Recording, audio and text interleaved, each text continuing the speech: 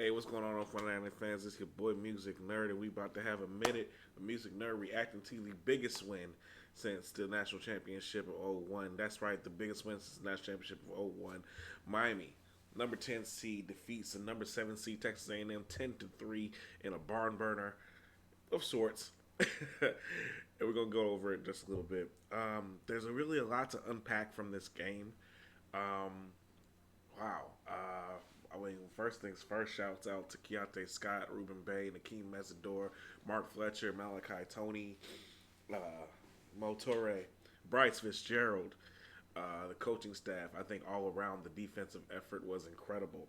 To put in perspective, Marcel Reed had been sacked 10 times in the first 12 games. He was sacked 7 times yesterday. So that is an incredible stat in itself. 3 of those were by Bain, the Destroyer. Another 1.5 by Mesidor. Keontae Scott in his return had a sack and a forced fumble. 3 turnover-worthy plays by Reed.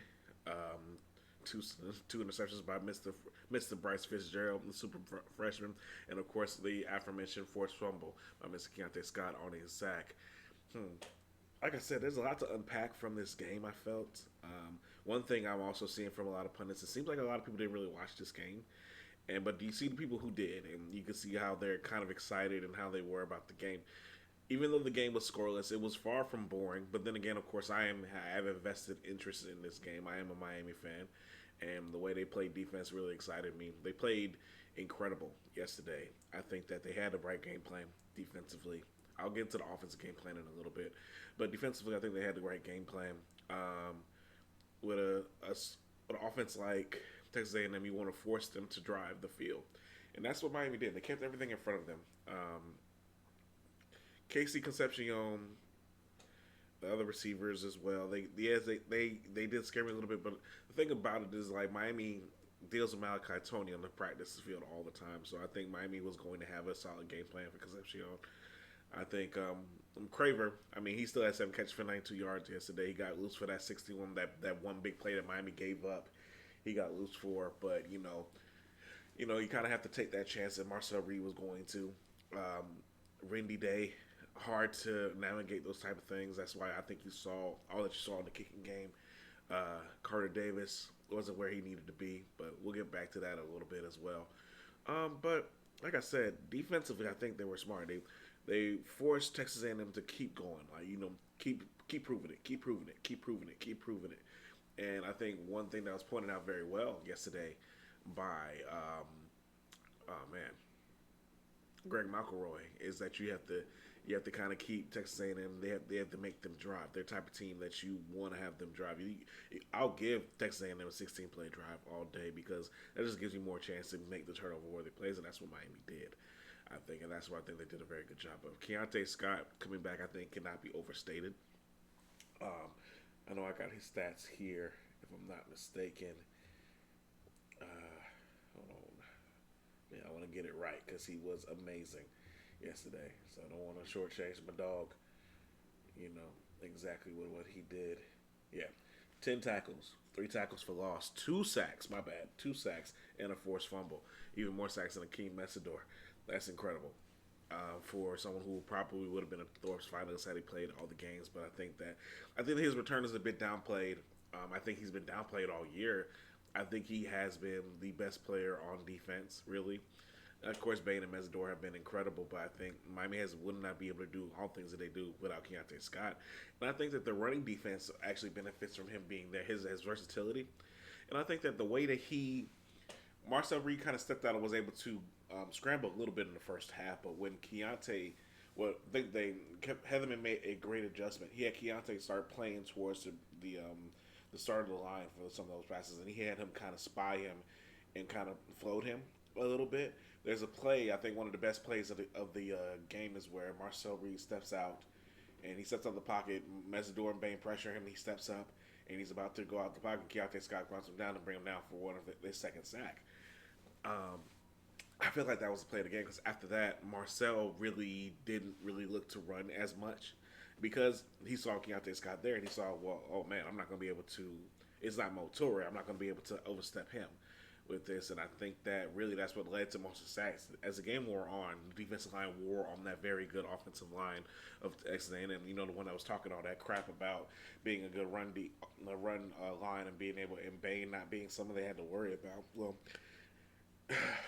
Bain, destroyer of worlds, had 3 sacks yesterday, and a blocked field goal, which saved 3 points, was in this game was huge. I think that the war of attrition. One, you could tell that this game mattered to Miami as much as it did, as much as it should have mattered to Texas A&M. This is just as big as a game for their program when it comes to their legacy as well. That was their first college football playoff game as well. So I think that their game plan, their defensive play plan, I thought was very good as well. They bottled up. They located Tony on each play, and they made sure that there was 2 or 3 people keying in on him. You know, and I guess we can get into the Shannon Dawson part of it right now. I don't think Shannon Dawson called his best game. I think offensively we were a bit stunted. I think that we didn't even give Mark Fletcher, I don't think, his first carry until the second drive. And the thing is, for me, what upset me is that, and you can look this up, Fletcher's first 5 carries he didn't his shortest carry was 7 yards. It was obvious that he was eating, and I just don't think we fed him enough. I think we you can think about earlier in the season how we were feeding it too much and SMU got conservative and everything like that. This was a game, I think, to be a bit more conservative because of the windy conditions. And because, you know, as good of a quarterback I think as Beck is, I don't think he's not Cam Ward. He's not the one who's going to be able to make those strong arm throws against a wind like that. Or even like Reed. I don't think he's not going to be able to do that. When he threw the ball down the field, it was just a little bit wobbly. It was a little bit out. I think he had Daniels a couple times for some deep throws and overthrew it. But I think what was smart, what Beck did, if it wasn't there, he took it down and ran it. He got what he could from the defense. And also, I saw him on the sideline. He was the one who pointed out, hey, we need to run, you know, because that's what's working. That's another thing I think that I love about this team. There are so many unselfish players on this team. And I haven't gotten to the big dog of it all. I didn't mention him. But what I love about this team and what really, really impressed me is the camaraderie of this team. Motore giving up his body to save the day at the goal line before Bryce Fitzgerald gets the game-sealing interception, and then the Saints being right there, all of them around them being carried. And then when the play gets made, Torrey has to be held back by the medical staff from celebrating with his teammates. That's the type of camaraderie I think that you want to find on a championship team, the type of togetherness. And it's hard to find it in this NIL era, and I think that's going to be a difference for Miami. This team really cares. Carson Beck's like, look, I don't care about how many whatever on the final drive. I'll do what I can, but let's run the ball. Let's do what's working. Let's win the game. That's all Carson Beck cares about. Let's win the game. And, you know, that's a difficult thing to say. But I think the biggest person, I think the most unselfish person on this team, and I think the true leader of this team, and I think it was evident yesterday, is Mark Fletcher. Mark Fletcher passed Alonzo Highsmith, Leonard Coley, Lamar Miller, Tyrone Moss, Stephen McGuire, and Frank Gore on the U's all-time rushing list yesterday. Was the first person to talk to Malachi Tony after he made that fumble. And you notice how I really haven't had to talk about that fumble because that fumble came to nothing. And I think a part of it is because this team has each other's back. The defense played great complimentary football yesterday. That after that fumble that was in plus territory for Texas A&M, they got a sack, and that was it. And then they get the ball back, and then Mark Fletcher makes the run of his life, 58 yards down the sideline, and we're in business. You know, the first person to talk to Malachi Tony after that fumble was Mark Fletcher. He's like, "Don't you hold your head down. We're gonna need you, bud." And you can see all of them coming over there telling him, hey, we're going to need you, we're going to need you, we're going to need you. It just set the stage for what we knew what was coming, you know. Then he goes out there, then he makes a 58-yard run, then makes another 16-yard run. He gains 75 yards on that drive. And then the game-winning play, 3rd and 4, from the 11-yard line. You could tell the situation was coming. You could tell that you were talking, they had the mics on there, they were hitting him on the butt. I was like, yeah, they're going to give it to Malachi Tony. You could just tell. It was a perfect play call at Jay Swift. And who is the lead blocker? Mark Fletcher, the leader of this team. Mark Fletcher is the lead blocker on the game-winning touchdown for Malachi Tony. It just, how do I put it? It's the complementary football that we lacked last year. As great as that offense was, and as great as that team was, in situational football, this team could not play together. So what you can tell is like there were two like going into November. Basically, there were just two games you had to win, four games. Basically, last November, Miami went 2-2.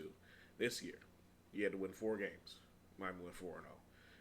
You know, I know that we talked about it on the podcast, and Josh was like, "Well, you had a Heisman level quarterback. Y'all think you're going to make the playoff now? And you went out your Heisman level quarterback? Come on, man." And like that part of it is too. But one thing that I think Ajax pointed out, I think we pointed out, is like sometimes you have to play a little bit better when it comes to complementary football, and I think this team does that very well. So I won't really get into the Ohio State of it all right now. This is more so about reaction to this incredible win and this incredible time. You know, people are gonna say it was a boring game. People are gonna say that Miami didn't. Neither of these teams deserved it. That's bull. Texas A&M is a great team. I think that Marcel Reed. I think Marcel Reed is. How do I put this? I think there were a lot of good things that he was able to even try to do yesterday. I think that was a great one. That was a great throw to get them into scoring position. I think there are a lot of other holes on this team as well. I think they had kicking problems as well as we did. I don't know how you kick a ball that long, a 22-yard field goal, but hey, whatever. It got blocked. But I think that some things were out of his control. Some things were. I think he was trying to make a play on that fumble. I think he should have just took the sack. At that point, sometimes it's better to take the sack. I think that's what Carson Beck did, and I think that's also what comes with experience. I think that Texas A&M, if they stay how they are, I think they're going to be a problem next year. I'm not sure about Craver or Concepcion and where their draft status are.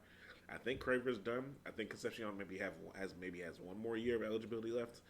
I'm not sure if he's going to use it or leave. Who knows? But I think that Texas A&M has a good future as far as that goes. But Miami, we're still talking about what's next. And I think Miami is one of the few teams in the nation that has the line strength on both sides to stand up to Ohio State as far as that goes. So I think me and the boys, we will talk about that later on this week or, beforehand. We have about 10 days before the grand Cotton Bowl. So we will talk about that as soon as we can. Tell me what you thought. Tell me what you thought about the game. Tell me if you thought it was boring. Tell me if you thought it was the greatest game you've seen in 23 years. Tell me that. Tell me how excited you are that the playoff run is keeping going. And tell me how excited that you are that Miami is the first team in Florida to get a college football playoff win. The first team in the ACC to get a college football playoff win since Clemson in 2019. Tell me how excited you are for this run to keep going. Just tell me how excited you are. We appreciate y'all. OFF199th's will be back later on this week, hopefully, talking about this game and reacting to Tua being benched and possibly playing his last time for the Dolphins. So hopefully we'll be back at y'all a little bit and talking about the Heat and what's all going on with them. And know it's a little bit of a struggle at the moment, seeing if maybe there's a little bit of Giannis in our future. We'll see. But we love you guys. Thank you so much for tuning in. This has been A Minute with MusiqNerd, OFF199th and MusiqNerd out. See y'all later. Go Canes.